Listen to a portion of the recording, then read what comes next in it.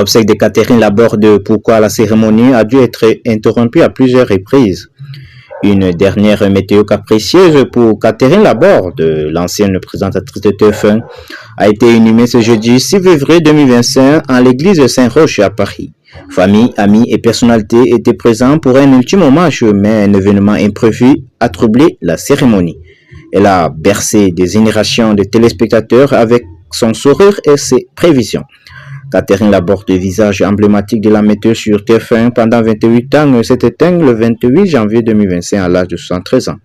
Une disparition qui a ému bien au-delà de ses proches depuis son retrait du petit écran en 2017.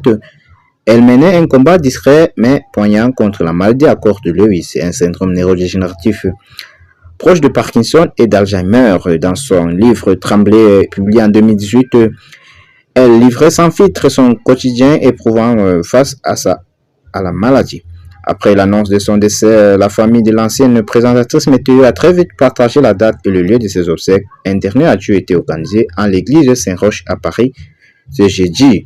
Un moment fort en émotion qui a réuni de nombreuses figures du PAF. L'église de Saint-Roch a vu défiler bien des hommages ces dernières années. Et ce jeudi, c'est pour Catherine Laborde que famille et amis se sont rassemblés.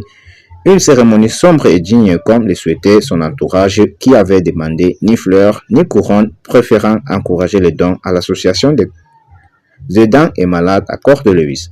Dans l'assemblée des figures familières, Evelyne Delia, sa complice de longue date, était présente, tout comme François Bayrou, Premier ministre Jean-Luc de Reichmann, Véronique Guénès, Pascal Praud, Anne-Claire Coudray, Gilles Boulot, Sébastien Follin et Guy Carlier ont également tenu à être là.